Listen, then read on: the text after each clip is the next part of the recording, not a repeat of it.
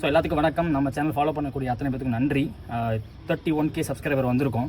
So இந்த வீடியோவில் எதை பற்றி பார்க்க போகிறோம் அப்படின்னு பார்த்தீங்கன்னா, எப்படி நம்ம இந்த 31K சப்ஸ்கிரைபர் வந்தோம் அதை பற்றி பார்க்க போகிறோம். ஸோ முக்கியமான ஒரு விஷயம் சொல்லணும். என்னென்னா, இந்த சேனல், இந்த பிளாட்ஃபார்ம் எதுக்கு அப்படின்னு பார்த்தீங்கன்னா, பிட்வீன் கமிட்டி அவங்க கொடுக்குற போஸ்டர், அப்புறம் விளையாட போகிற பிளேயர்ஸ், இல்லாட்டி வந்து ஸ்பான்சர்ஸ், அவங்களுக்கு நடுவில் ஒரு பிளாட்ஃபார்ம் மட்டும்தான். நிறைய பேர் என்ன கேட்குறீங்கன்னா, உங்கள் சேனலில் பார்த்துட்டு தான் இந்த டோர்னமெண்ட் போனோம், அது சரியாக நடத்தலை, அந்த மாதிரிலாம் சொல்கிறீங்க. நான் அதெல்லாம் தலையிடவே முடியாது. எப்படி இப்போ ஒரு போஸ்டர் உங்களுக்கு சர்க்குலேட் ஆகுதோ அதே மாதிரி ஒரு போஸ்டர் தான் எனக்குமே சர்க்குலேட் ஆகும். எல்லாருமே தெரிஞ்சவங்க இருக்க போகிறது கிடையாது. ஸோ அப்படி இருக்கும்போது எனக்கு நல்லா தெரிஞ்ச இடம் நல்லா நடத்துவாங்கன்னு நான் சொல்லுவேன். அதை தாண்டி என்னால் எதுவுமே சொல்லவே முடியாது. வரதை ஷேர் பண்ணுறேன், நீங்கள் கமிட்டிக்கிட்ட பேசி நீங்கள் மூவ் பண்ணுறது தான் அது எல்லாமே. என்னை வந்து நான் ஒரு கண்டென்ட் கிரியேட்டராக சொல்லிக்க மாட்டேன், கண்டென்ட் கவரேஜராக தான் சொல்லுவேன். ஏன்னா ஸ்போர்ட்ஸ் சேனல் தான் நான் வந்து தனியாக எதுவும் நானாக யோசிச்சு கண்டென்ட்லாம் கிரியேட்டெல்லாம் பண்ணுறது கிடையாது. ஸோ கண்டென்ட் கவரேஜ் அந்த ரேஞ்சில் தான் நான் என்னை வச்சுட்ருக்கேன் இது வரைக்கும். ஸோ இது வரைக்கும் இந்த 31,000 சப்ஸ்கிரைபர் வர காரணம், மிக முக்கியமான காரணம் அப்படின்னு பார்த்தா பிளேயர்ஸ், அவங்களோட பொட்டன்ஷியல், அவங்களோட டேலண்ட்டு. அதில் நான் வந்து பிஸ்னஸ்க்காக இந்த ஃபீல்டுக்குள்ளே வந்தேன். ஏர்னிங் பிளாட்ஃபார்ம்னு எனக்கு நல்லாவே தெரிஞ்சு தான் நான் உள்ளே வந்தேன். பட் எனக்கு இந்த ஒர்க் பிடிச்சிருந்துச்சி, இந்த கமெண்ட்ரி பிடிச்சிருந்துச்சி, ஹார்ட் ஒர்க் போட்டிருக்கேன். அதனால தான் 31,000 சப்ஸ்கிரைபருமே வந்திருக்காங்க. இப்போ எல்லாரோட பேசிக் நீட் என்ன? ஃபேமிலிக்கு ஏர்னிங் கொடுக்கணும், அந்த அமௌண்ட்டை கொடுக்கணும். ஸோ அப்படி இருக்கும்போது அந்த ஏர்னிங் வந்து எனக்கு பிடிச்ச ஒர்க்லேருந்து பண்ணி அதுலேருந்து வருதுன்னா நான் அதையே பண்ணலாம்னு சொல்லிட்டு தான் இந்த ஒர்க்கே பண்ணிக்கிட்டு இருக்கேன். இதுலேருந்து பண்ணும்போது என்னால் முடிஞ்சது வந்து என்ன, நான் பிஸ்னஸ் லெவல், ஒரு ஃபினான்ஷியல் லெவலில் மேலே கொண்டு போகிறதுக்கும், அதே சமயத்தில் என்ன வளர்த்துட்டது இந்த பிளேயர்ஸ். ஸோ பிளேயர்ஸ்க்கு என்னால் என்ன பண்ண முடியும் அப்படின்னு யோசிச்சப்போ என்னால் முடிஞ்சது ஷார்ட்ஸ். 4 பேருக்கு வெளியே தெரியணும் அப்படின்னா வீடியோ எல்லாத்தையுமே பார்க்க போகிறது கிடையாது. எல்லாருமே 4 நிமிஷம் வீடியோ வந்தாலும் பார்க்க மாட்டாங்க, யோசிக்கிறாங்க ரொம்ப. சில மேட்சஸ் பார்ப்பாங்க, சில மேட்சஸ் பார்க்க மாட்டாங்க. ஸோ அப்படி இருக்கும்போது ஷார்ட்ஸை போட்டு வெளியே கொண்டு வருவோம் அப்படின்னு சொல்லி அந்த ஒரு முயற்சி ஃபுல் அண்ட் ஃபுல் நம்ம எஃபோர்ட் போட்டுக்கிட்டே இருக்கோம். அதே மாதிரி நான் வந்து எந்த இடத்துலையுமே வந்து டேலண்ட் எக்ஸ்ப்ளோர் பண்ணி அவங்களுக்கு காட்ட போகிறேன் அந்த மாதிரிலாம் நான் மென்ஷனே பண்ண மாட்டேன். ஏன்னா நீங்கள் ஒரு டேலண்ட்டை வந்து ஒரு பிளேயரை வந்து என்னடா பவுலிங் போகிறோம் அப்போ நம்ம நினச்சிருப்போம். நானுமே நினச்சிருப்பேன், இந்த ஆக்ஷனுக்கு என்ன இப்படி ஒரு ஆக்ஷன் இருக்குன்னு நம்ம நினச்சிருப்போம். கடைசியில் பார்த்தா ஒரு அகாடமிக்கு வந்து அந்த ஆக்ஷனில் உள்ள ஒரு ஸ்ட்ராட்டஜி மூவோ இல்லை அதை இம்ப்ரூவ் பண்ண எப்படின்னு தெரிஞ்சு அதுலேருந்து அந்த பிளேயருக்கு சரக்கு இருக்குது, அவன் நல்லா விளாடுவான் அப்படின்னு தோணுச்சுன்னா அகாடமி முன் வராங்க. அதை நான் கண்கூடாக பார்த்துருக்கேன். நான் வெளியே சொன்னது கிடையாது பெருசாக, பட் வராங்க, வந்து அந்த பிளேயர்ஸை சப்போர்ட் பண்ணுறாங்க. ஸோ அப்படி இருக்கும்போது ஒரு பர்டிகுலர் வியூஸ்க்காக மட்டும் அப்படிலாம் நான் யாருக்கும் ஷார்ட்ஸ் போட மாட்டேன். எல்லாத்துக்கும் போடணும். நல்லா விளாண்டா அவங்களுக்கு கண்டிப்பாக போட்டே தரணுங்கிறது நம்ம ஃபஸ்ட்லேருந்தே ஃபாலோ பண்ணிக்கிட்டே இருக்கோம். அதை நம்ம 2 இயர்ஸ் கிட்ட ஆகும்போது சேனல் ஆரம்பிச்சு நான் கண்டிப்பாக சொல்கிறேன், LKCC திருச்சின்னு இந்த நேம் நாளைக்கு LKCC தமிழ்நாடு அந்த லெவலில் கூட மாறலாம். அதுக்கு காரணம் பிளேயர்ஸ் சப்போர்ட் பண்ண நீங்கள் தான். ஸோ இப்போ திருச்சியிலேருந்து நான் கொஞ்சம் அப்பப்போ வெளியே வர பார்க்குறேன். அதுக்கு ஒருத்தர் சப்போர்ட்டிவாக வராரு. அவர் இப்போ பேர் மென்ஷன் பண்ண இந்த சொல்லிட்டாரு. ஸோ அவர் வந்து என்ன பண்ணுறாருன்னா நமக்கு சப்போர்ட்டாக வராரு. அப்படி இருக்கும்போது திருச்சியில் உள்ளவங்களுக்கு நான் கேட்குற ஒரே விஷயம், நான் வர முடியல அப்படின்னு அவர் வராருந்தா கூட அவருக்கும் கொஞ்சம் சப்போர்ட் கொடுங்க. அந்த சப்போர்ட் அவரையும் என்கரேஜ் பண்ணும், சேனலை வளர்த்தோட அது ரொம்ப ஹெல்ப்பாக இருக்கும். ஏன்னா 50,000 டோர்னமெண்ட் வெளியே எனக்கு சான்ஸ் கிடைக்கிது அப்படிங்கும் போகும்போது நம்ம இருக்கிறதுல அவரை கொஞ்சம் நாங்கள் பேசிக்கிட்டு இருக்கோம், எப்படி இம்ப்ரூவ் பண்ணி அவரையும் கொண்டு வரலாம் அப்படிங்கிறதுக்கு. ஸோ அவர் இம்ப்ரூவ் பண்ணிக்கிறாரு. ஸோ அப்படி இருக்கும்போது அவரை இங்கே விட்டுட்டு நான் அங்கே போயிட்டு வரதான் கரெக்டாக இருக்கும். அலைச்சலாம் நான் பார்த்துக்கிறேன். பெரிய டோர்னமெண்ட்டு அதை தாண்டி பெரிய டிஸ்டன்ஸ் போவோம், அதெல்லாம் நான் போயிட்டு வர பிளானில் இருக்கேன். அவர் வந்து திருச்சியில் வந்து நமக்கு தெரிஞ்ச இடத்துல, எனக்கு தெரிஞ்ச இடத்துல அவர் இருக்கணும். உங்கள் முன்னாடி இருந்தால் எனக்கு கொஞ்சம் சேஃபாக இருக்கும்னு எனக்கு தோணுது. அவருக்கும் கொஞ்சம் என்ன சொல்கிறது, கொஞ்சம் ஃப்ரீயாக இருக்கும். அப்படி யோசிக்கணும். அப்படி ஸ்டார்ட் பண்ணால் தான் கொஞ்சம் சேனலை வளர்த்துக்க முடியும். இனிமேட்டு அது கொஞ்சம் அதிகமாக நடக்கும். ஸோ அதுக்கு உங்கள் சப்போர்ட் ரொம்ப முக்கியமாக திருச்சியில் உள்ள மக்கள் அந்த சப்போர்ட் அவருக்கும் தரணும். அதை மட்டும் விட்டுறாதீங்க. இப்போது ஒரு சில இதில் வந்து எங்கள் மேட்சஸை நீங்கள் எடுக்காமல் விட்டீங்க அப்படிலாம் பேர் வருது. நான் சொல்கிறேன், என்கிட்ட ஒரு கமிட்டி ஒரு டைமிங் சொல்கிறாங்கன்னா பர்ஃபெக்டாக அந்த டைமிங்கில் நான் இருப்பேன். எப்படியாவது அங்கே போயிடுவேன். அந்த டைமிங்கில் போய் நாங்கள் முதல்ல உட்காந்துருப்பேன். எந்த கமிட்டியில் வேணாலும் கேளுங்க. நான் லேட்டாக வந்தேன்னு சொல்லக்கூடிய ஒரே இது JP 11 நடத்துகிறப்ப மட்டும் ஒரு 10 நிமிஷம் லேட் ஆகிடுச்சு, அவ்வளோதான். அதுவுமே நடுவில் வண்டி பிரச்சனையாகி அது ஒரு மேட்ரு மட்டும் எனக்கு மனசில் இருந்துகிட்டே இருந்துச்சு. மற்றபடி டைமிங்கில் இருப்பேன். டீம்ஸ் வருதோ இல்லையோ நான் போய் உட்காந்துருவேன். அது என்னோட பொறுப்பு. எனக்கு அவங்க கொடுத்த ஒரு டைம் லிமிட், அதுக்குள்ளே நான் வந்துடுறேன். அதே மாதிரி நீங்களும் வந்துட்டிங்கன்னா கொஞ்சம் பெட்டராக இருக்கும். முக்கியமாக லோக்கலில் இருக்கக்கூடிய டீம்ஸ் வந்து இந்த ரவுண்ட் 1 மேட்சஸ்லாம் கவர் பண்ண நான் பார்ப்பேன். எதையும் விட்டுன்னு பார்க்க மாட்டேன். ரவுண்ட் 1 4 இருக்கா, 4 எடுக்கணும்னு பார்ப்பேன். ஸோ அதுக்கு வந்து லோக்கலில் இருக்கக்கூடிய பிளேயர்ஸ் டைமிங்கில் வந்துட்டிங்கன்னா அந்த 4 மேட்ச் எடுத்த மாதிரியும் ஆச்சு. சில மேட்சஸை நான் விடவும் முடியாது. எனக்கு ஒரு சில மேட்சஸ் தெரியும், இந்த மேட்ச் கண்டிப்பாக இந்த டீம் ஆடுதுன்னா வியூஸ் போகும், 1000 வியூ கன்ஃபார்ம் அப்படின்னு நான் எடுத்து வச்சிருப்பேன். அதை நான் விட முடியாது. அது வந்து எங்கே அடிபடுதுன்னா, சாப்பாடு எனக்கு டைம் வரப்போ எனக்கு அடிபடுது. ஒன்று உங்கள் மேட்சை விட்டுட்டு அடுத்த மேட்சுக்குள்ளே நான் வியூஸ் வர மேட்சுக்குள்ளே ரெடி ஆகணும். இல்லை அப்படின்னா கஷ்டமாயிடுது. நீங்களும் கோச்சிக்கிறீங்கள, எங்கள் மேட்சஸ் எடுக்காமல் விட்டுட்டீங்க, நாங்கள் வந்தப்போ மட்டும் எப்படி அடிக்கடி போயிடுறீங்க, அந்த மாதிரிலாம் கேட்குறீங்க. ஸோ அதுக்கான பதில் இதுதான். நீங்கள் பர்ஃபெக்டாக அந்த டைமிங்கில் வந்துட்டிங்கன்னா எனக்கு சாப்பாடு டைமாக இருந்தாலும் சரி, ஃபோன் ஹீட் ஆகுது, கூல் பண்ணணும், சார்ஜ் பண்ணணும், இது எல்லாத்தையுமே ஒரு 20 மினிட்ஸ்க்குள்ளே நான் பார்த்துப்பேன். ஸோ அது ஒரு பெரிய ரெக்வஸ்ட்டு. ஏன்னா லேட்டாக வந்துட்டு அப்புறம் ஏமலையும் குறை சொன்னால் நான் அதை எப்படி ஒத்துப்பேன். ஸோ அதுக்கு தான் இனிமேல் சொல்லி அது ஓப்பனாக பேசுகிறது பெட்டர்னு தோணுது. அதுவும் நம்ம சேனலில் ஓப்பன் பிளாட்ஃபார்மில் சொல்லிடுறது இன்னும் பெட்டராக தோணுது எனக்கு. ஸோ மேட்ச் பார்க்கக்கூடிய எல்லாத்துக்கும் வணக்கம். லைக் பண்ணுங்கள், ஷேர் பண்ணுங்கள், சப்ஸ்கிரைப் பண்ணுங்கள். முடிஞ்ச அளவுக்கு நல்ல கமெண்ட்டாக போடுங்க. 4 ஸ்டேட்டஸ் வைங்க. உங்கள் பிளேயர் நல்லா பெர்ஃபார்ம் பண்ணியிருக்காங்க, நம்ம சேனலில் வந்திருக்கு அப்படின்னா ஒரு ஸ்டேட்டஸ் வைங்க. நானும் மேக்ஸிமம் இன்ஸ்டாவில் டேக் பண்ணுறேன் எல்லாத்தையுமே. முக்கியமாக தம்ப்நெயிலையும் போட்டுறோம், நல்ல பெர்ஃபார்மன்ஸ் யாராக இருந்தாலுமே போட்டுடுறோம். அதை தாண்டி உங்கள் ஆப்போனண்ட்டே நல்லா விளையாடினாலும் ஒரு ஸ்டேட்டஸ் வைங்கன்னு கேட்குறேன். இப்போ ஏன் அதை சொல்கிறேன் அப்படின்னா, எண்டில் பார்த்தா எல்லாருமே தமிழ்நாடு பிளேயர்ஸ். ஸோ இங்கே உள்ளவங்களை நம்ம தான் சப்போர்ட் பண்ணி வளர்த்து விடணும். என் எண்ட்லேருந்து சப்போர்ட் கண்டிப்பாக இருக்குது. உங்கள் எண்ட்லேருந்து கொஞ்சம் நீங்கள் சப்போர்ட்டை ஆப்போனண்ட்டாக இருந்தாலுமே பரவாயில்ல. ஒரு 5000 டோர்னமெண்ட்டுக்கு 6000 டோர்னமெண்ட்டு வளர்ச்சி ஒரு பேட்ஸ்மேன் உங்கள் டீமுக்கு ஆப்போசிட்டாக அடிக்கிறாங்க, உங்களை ஜெயிக்கிறாங்க அப்படின்னா பெர்ஃபார்மன்ஸ் இல்லாமல் உங்களை ஜெயிக்க முடியாது. ஏன்னா நீங்களும் நல்ல டீம் தானே. ஸோ அப்படி இருக்க போகும்போது நீங்கள் கொஞ்சம் ஸ்டேட்டஸ் வச்சா நல்லா விளையாடிருக்கடா தம்பி அப்படின்னு நீங்கள் ஒரு ஸ்டேட்டஸ் வைங்க. எப்படியும் ஒரு சீனியர் பிளேயராச்சும் இருப்பாங்க ஒரு டீமுக்கு. ஸோ நீங்கள் அந்த சப்போர்ட் அந்த ஆப்போனண்ட்டாக இருந்தாலும் பரவாயில்ல பார்த்து கொடுத்தீங்கன்னா அது இன்னும் கொஞ்சம் நல்லாயிருக்கும். அதுதானே கிரிக்கெட்டு. எண்டில் எவ்வளோ ரூபா அதெல்லாம் மேட்டர் கிடையாது. எவ்வளோ ரூபா சம்பாதிச்சாலும் எண்டில் அந்த என்ஜாய்மெண்ட்டோட ஒரு மேட்ச் ஆடுறோம்ல, அதுதானே. அப்படி பார்க்க போய் தான், அப்படி ஒரு மேட்ச்சை ஈக்குவலாக பேச போய் தான் எனக்குமே ஜாலியாக இருக்குது. அவ்வளோ ஹீட் வேவில் எடுக்கிறோம் அப்படின்னா சும்மா இல்லை. கிரிக்கெட்டில் ஒரு விருப்பம் இருக்கணும். மேட்சரா, சரியான மேட்சரா அப்படின்னு பார்க்குறோம்ல. ஸோ அதனால் இதை கேட்டுக்கிறேன். சம்டைம்ஸ் இப்போ எனக்கு சில இது நீ ரொம்ப பயாஸ்டாக இருக்க, ஒரு சில பிளேயர்ஸ்க்கு மட்டும் அதை சப்போர்ட் பண்ணுற அப்படின்லாம் வருது. அப்படி வரவங்க எனக்கு டேரெக்டாக ஃபோன் பண்ணி கேளுங்க, நீ ஏன் இங்கே இதை பண்ண, எங்கே தப்பு பண்ணேங்கிறத என்கிட்ட ஓப்பனாக சொல்லுங்கள். நான் தப்பாகவே சொல்ல மாட்டேன். என்கிட்ட கேட்டால் தான் என்னோடய சைட்லேருந்து என்ன பிரச்சனை இருக்குதுன்னு உங்களுக்கு தெரிய வரும். அப்படி நீங்கள் ஏதாவது சொன்னால் மட்டும்தான், சப்போஸ் என் பக்கம் தப்பு இருக்குது அப்படின்னா அன்சப்ஸ்கிரைப் பண்ணிடுங்க நம்ம சேனலை. ஏன் சொல்கிறேன் அப்படின்னா, உங்கள் ஒவ்வொரு சப்ஸ்கிரிப்ஷனும் நான் எவ்வளோ ஹைட்டு போனாலும் எனக்கு அது முக்கியம். ஸோ அப்படி இருக்கும் போகும்போது உங்கள் சப்ஸ்கிரிப்ஷனை நீங்கள் ஒரு சப்ஸ்கிரைப் நான் இழக்க விரும்ப மாட்டேன். எந்த ஒரு யூடியூப் சேனல் அதை பண்ணாலுமே அவன் தோத்துட்டான் அங்கே. ஸோ அது எனக்கு ஓப்பனாக தெரியும். ஸ்டார்டிங்லேருந்தே அந்த மைண்ட் செட் எனக்கு எப்போதுமே இருக்குது. எல்லாத்துக்கும் ஈக்குவலாக இருக்குன்னு பார்த்து பண்ணும்போது ஒரு சில இது ஏதாச்சும் இருக்க தான் செய்யும். அது ஏன்னு கேட்டிங்கன்னா பெட்ரு. அதே மாதிரி ஷார்ட்ஸ் கிரியேஷன், ஒரு மேட்ச்சில் ஒரு பர்டிகுலர் மேட்ச்சில் ஒரு இன்னிங்ஸில் நீங்கள் வந்து ஒரு 6 ஒரு 4க்கு மேலே அடிச்சிங்கன்னா ஷார்ட்ஸ் கன்ஃபார்ம் ஸ்லோமோவில் போட்டுருவேன். பவுலிங் ஆக்ஷன் நல்லா இருக்கா, கையை சுற்றி போட்டிருக்காங்களா, ஷார்ட்ஸ் கன்ஃபார்ம் ஸ்லோமோ போட்டு இன்ஸ்டாவில் டேகே பண்ணிடுவேன். அதை தாண்டி எக்கனாமிக்கலாக 2 ரன் 3 ரன்னுக்குள்ளே வரைக்கும் போட்டிருக்கீங்க அப்படின்னா அவங்களுக்கு வந்து ஷார்ட்ஸ் வந்து யூடியூப்பில் வரும், இன்ஸ்டாவில் வராது, யூடியூப்பில் வரும். இந்த ஸ்லோமோ மேட்டர் மட்டும் அப்படியே இன்ஸ்டால் நான் ஆல்ரெடி சொல்லியிருக்கேன், இப்பயும் சொல்லிடுறேன். அது ஒன்றை மட்டும் நான் அங்கே ஃபாலோ பண்ணிட்டுருக்கேன். இதை ஒன்று ஞாபகம் வச்சுக்கோங்க. அதே மாதிரி 3-4 விக்கெட் எடுத்திருக்கீங்க அப்படின்னாலுமே அதையுமே இன்ஸ்டாவில் போட மாட்டேன், யூடியூப்பில் தான் போடுவேன். இன்ஸ்டா வந்து ரூபா கூட தராது. ஆனால் பிளேயரை வெளியே காட்டுறதுக்காக தான் அது. உங்கள் ஆக்ஷனை பார்த்து தான் மேக்ஸிமம் எடுப்பாங்க. இப்படி ஒரு ஆக்ஷன் போட்டிருக்காங்க. எனக்குலாம் ஒரு சில அகாடமிலேருந்து கேட்டிருக்காங்க, அந்த பவுலரோட ஆக்ஷன் ஏன் எடுக்கிறாங்கன்னு எனக்கு தெரியவே தெரியாது.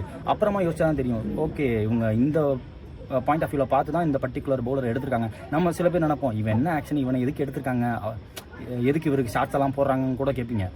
யாரை ஒரு அகாடமி எடுக்குங்கிறது நம்ம யாருக்குமே தெரியாது, எனக்குமே தெரியாது. ஸோ அப்படி இருக்க பட்சத்தில் வந்து எல்லாத்துக்குமே ஈக்குவலாக பண்ணி விட்ருவோம். பண்ணால் எல்லாத்துக்கும் பண்ணுவோம், இல்லை யாருக்குமே பண்ணக்கூடாது அப்படிங்கிற மைண்ட் செட் வந்துட்டேன். இப்போது நான் இப்பயுமே சொல்கிறேன், இந்த சேனல் அடுத்த 50,000 தொடும், 1,00,000 சப்ஸ்கிரைபர் தொடும். அதுக்கான எஃபர்ட் நான் கூட போகிறது கிடையாது. அப்படி போகிறப்ப வந்து தலக்கணத்தோடு நான் என்றைக்குமே நடந்துக்க மாட்டேன். அதை நான் இப்பயே சொல்லிடுறேன். அதில் எந்த வித மாற்றமுமே கிடையாது. என்கிட்ட பழகிற மற்ற சேனல்ட்டையுமே நான் அப்படிலாம் பழகினதுமே கிடையவே கிடையாது. அதில் நான் ரொம்ப கான்ஃபிடென்ட்டாக இருப்பேன். நான் போகிற அதே எஃபர்ட் தான் அவங்களும் போடுறாங்க.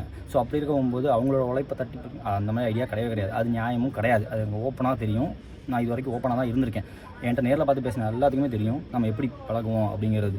அதே மாதிரி ஒரு யூடியூப் சேனல் நிறைய சம்பாதிக்கிறாங்கிற ஒரு பாயிண்ட் ஆஃப் வியூ இருக்குது, தப்பு இல்லை, அப்படி யோசிக்க தப்பு கிடையாது. ஆனால் அது உண்மை கிடையாது. ஒரு சேனல் வளர்கிறதுக்கு மினிமம் 3 இயர்ஸ் ஆச்சும் ஆகும். நல்ல சேனலாக வர்றதுக்கு 3 இயர்ஸ் ஆச்சும் ஆகும். அது வரைக்கும் அவங்க ரொம்ப கஷ்டப்பட வேண்டியதாக இருக்கும் ஃபினான்ஷியலாக.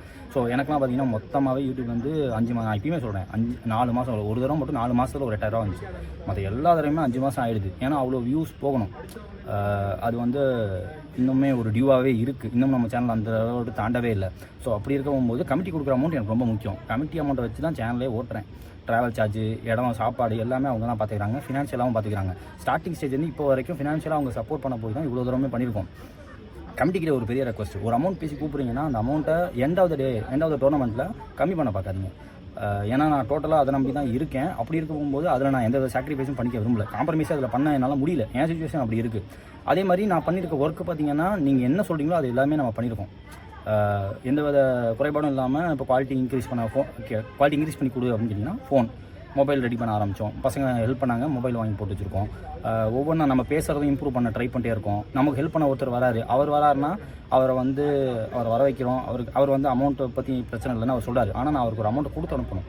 ஏன்னா ஒர்க் எவ்வளோ கஷ்டம்னு எனக்கு தெரிஞ்சு நான் அதை பண்ணும்போது கமிட்டி வந்து எந்த பெண்டிங் வைக்காமல் இருந்தீங்கன்னா தான் அது கரெக்டாக இருக்கும். ஏன்னா 2 நாள் நான் டோர்னமெண்ட் எடுக்கிறேன், 2 நாள் தானே வேலை அப்படின்னு நினச்சிட்டிங்கன்னா அது கஷ்டம். ஏன்னா 2 நாள் வேலை, எடிட்லாம் ஒரு வாரம் முழுக்க ஓடுது. இதில் எக்ஸ்ட்ராவாக நம்மளை வளர்த்துட்ட பிளேயர்ஸுக்கு ஷார்ட்ஸுங்கிற பேரில் போய் காலைல 9 ஆரம்பித்தா நைட்டு 1:30 2 ஆகிடுது, 2:30 ஆகிடுது எனக்கு தூங்குறதுக்கே. மறுபடியும் காலைல 9 மணிக்கு எந்திரிச்சிடறேன். சரியாக தூக்கம் இல்லாமல் இவ்வளோ தூரம் எஃபர்ட்டை போடுறோம். எங்கால் தான் வர்றான். ஸோ இப்படி இருக்கும்போது அந்த விஷயத்தில் மட்டும் கமிட்டி இன்னும் நல்லா சப்போர்ட் பண்ணுங்கள். எனக்குன்னு இல்லை, இப்போ ஒரு சேனல் உங்களை தேடி வராங்க அப்படின்னா நீங்கள் கூப்பிடாம அவங்களா நாங்கள் உங்கள் டோர்னமெண்ட் எடுக்க வரோம் அப்படின்னு அவங்க கேட்டு வராங்க. அந்த சமயத்தில் வந்து நல்ல அமௌண்ட் கொடுத்து விடுங்க. எனக்குன்னு இல்லை, நான் எனக்குன்னு பேசலை, பொதுவாகவே பேசுகிறேன். எல்லா யூடியூப் சேனலுக்குமே சேர்த்து நான் அதை பேசுகிறேன். ஏன் சொல்கிறேன் அப்படின்னா, நீங்கள் எதிர்பார்க்குற மாதிரி எல்லா மேட்சஸ்லாம் வியூஸ் போகாது. எனக்கே ரொம்ப ரேராக தான் போயிருக்கு. ஒரு 2-3 வீடியோ மட்டும்தான் ஒரு 17K போச்சு, திடீர்னு ஒரு 20K போச்சு ஒன்று.